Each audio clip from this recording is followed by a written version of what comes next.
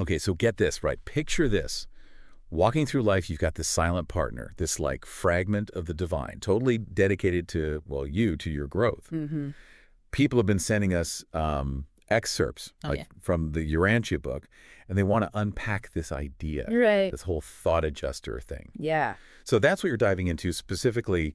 Well, paper 110 is what we're really, Right. that's the one that tries to break down this whole relationship between us humans, and this divine spark within.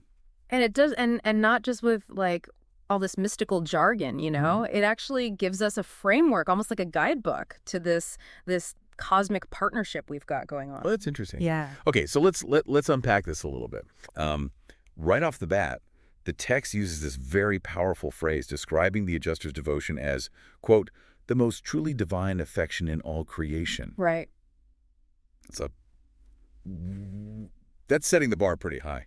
It is. I think it speaks to just how profound this is, what we're talking about. This isn't like some far-off deity kind of watching us from afar. This is a fragment of God itself intertwined with us, like with the very fabric of our being. Right. And its love for us, it's unlike anything else. It's pure. It's intense. Okay, so for someone who's hearing about this for the very first time, yeah. What exactly as a thought adjuster?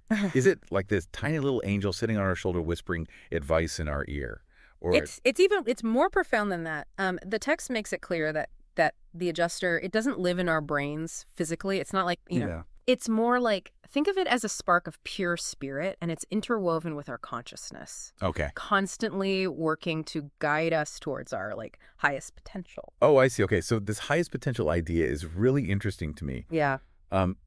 The text mentions a model career that the adjuster has in mind for us. Right. Does that mean that our lives are like predestined, like we're just acting out some cosmic script? That's where free will comes in, right? Yeah. So the text acknowledges that there is this blueprint, this like ideal path. Okay.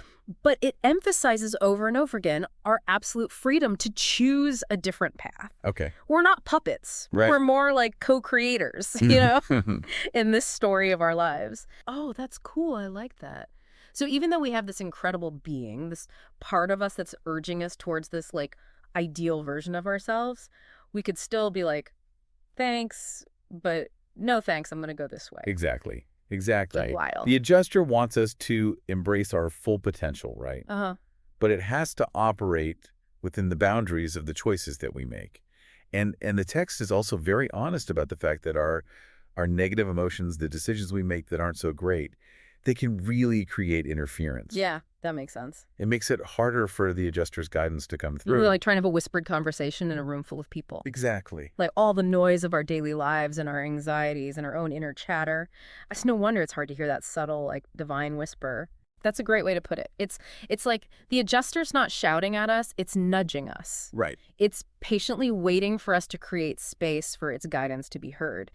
And this is where the text introduces a concept that I find utterly fascinating, and that's the 7 circles of growth. Okay, I was going to say, here's where things get really interesting. Right. 7 stages of spiritual and intellectual development. It does kind of sound like we're in a cosmic video game all of a sudden.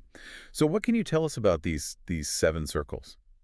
So imagine like 7 distinct phases, right? In this journey of ours towards greater awareness, towards aligning ourselves with this divine plan. Each circle is a deepening of our understanding, refining that connection with our adjuster. And each circle kind of builds on the last. Exactly, Right. Exactly. And while the text really stresses that these circles are deeply personal, Right. they vary for each individual, it does give us some clues about the milestones involved. Okay. For instance, that first circle, Yeah. the 7th stage of this like cosmic curriculum. Right. It's all about personal choice, moral responsibility, spiritual individuality. That's where we truly step into our power as co-creators Wow. with the divine. I like that. Co-creators. Yeah. Yeah. It's almost like graduating from like cosmic kindergarten, Right. We're ready to take on first grade. I like that. And just like in school, Right. each circle, it presents us with like new lessons, new chances to grow. Okay. So as we move through the circles, does it get like any easier to hear the adjuster? In a way, yeah. So as we become more receptive, as we start to align our will with the divine will, the communication, it does get clearer. It gets more direct. Okay. Imagine a faint signal, and it's gradually getting stronger. The static's fading away as we kind of fine-tune that connection. Ooh, that's good. I like that analogy. Yeah. So it's less about getting a direct message, and it's more about like learning to recognize the ways that the adjuster is already trying to like get our attention. Yeah, exactly. The text, it encourages us to pay attention to those aha moments, right? Right. Like those sudden flashes of insight. It's almost like they're coming from beyond our normal thinking. Yeah. Like that intuitive nudge to take a different path, or you suddenly understand a situation that's been bothering you. Right. Those could be our adjuster trying to guide us. Makes me think about all those times that I've like wrestled with a big decision. You go back and forth, and then suddenly the answer, it's just there. Right. Like out of nowhere. It could be. Is that kind of what we're talking about here? It could very well be, yeah. Wow. But of course the text, it does warn us too, about mistaking our own desires or our fears for the adjuster's voice. Right. So discernment is key. It's about like developing that inner sensitivity, that ability to tell the difference between the ego's voice and that quiet whisper of the divine. Okay, so how do we do that? How do we learn to tell the difference? Because let's be real, sometimes those voices can sound very, very similar. It's a challenge, that's for sure. Yeah. But the text, it does offer some guidance. It suggests that if we align our thoughts and our actions with our desire to grow spiritually, that strengthens the connection. Okay.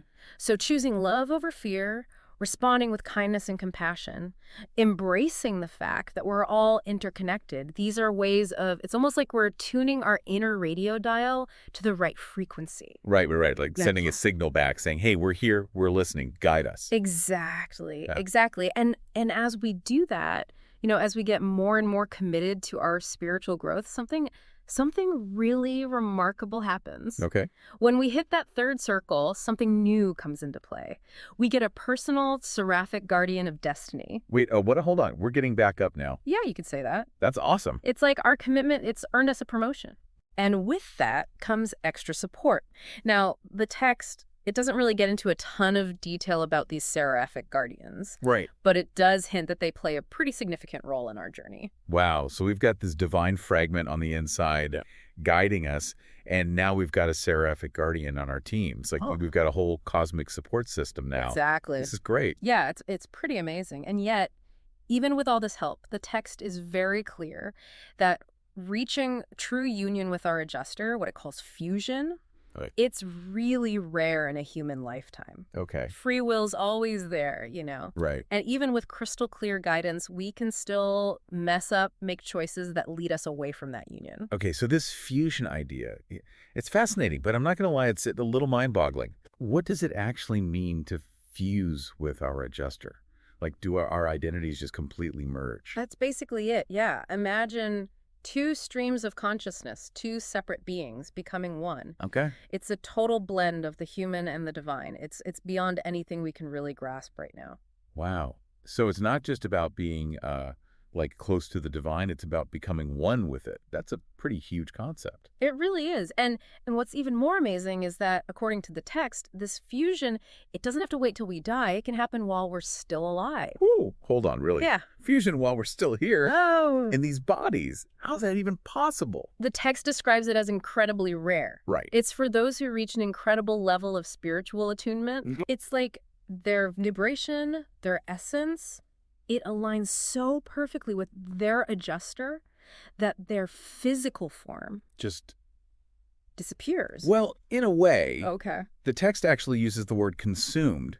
And it even says that to people watching, it might look like chariots of fire. Okay, now, that's a visual. Right. So not your typical way to go out.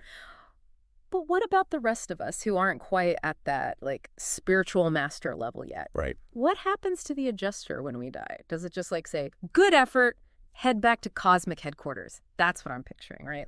Cosmic taxi drops us off at some spiritual way station. Right. But the adjuster doesn't get out. Just Yeah. rolls down the window. Good luck with all that. See ya. Right. Don't call us, we'll call you. Exactly. No, but really, Yeah. what happens? Well, thankfully, Thankfully, that's not quite how it works. Okay, good. The text is very clear about this. The adjuster sticks with us, Oh, wow. Okay. even after death. Huh. This connection, this partnership we've been talking about, it goes beyond the physical. So no matter what, we're not just like wandering around the afterlife on our own. You got it. This partnership, it keeps going. Yeah, it transcends. Even if we don't hit that full fusion, that adjuster, it patiently waits for the soul to be free from the body. Okay. And then they journey together to what the book calls the mansion worlds, which are, it describes them as like the next level of spiritual education. Okay, mansion worlds. That sounds, well, it's intriguing to say the least. It does, doesn't it? What happens there? Is it all like endless buffets and harp music? You know, I have a feeling it's a little more dynamic than that, hopefully. Mhm. Well, I'm sure there's some serious relaxation involved too.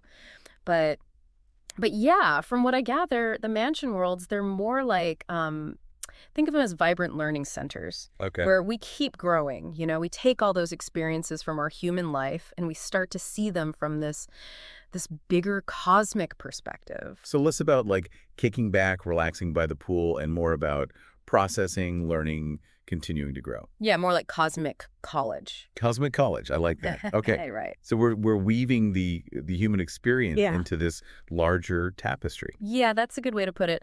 And here's where it gets really wild. Okay, hit me. The text says that even after fusion, the learning doesn't stop. Wait, hold on a second. Even when you've become one with this like divine spark, there's still more. Apparently, More to learn, more to discover. it says it takes an eternity for an adjuster to share everything it knows. Oh, wow. All the wisdom it's gathered over, like who knows how long, imagine that, an eternity of learning.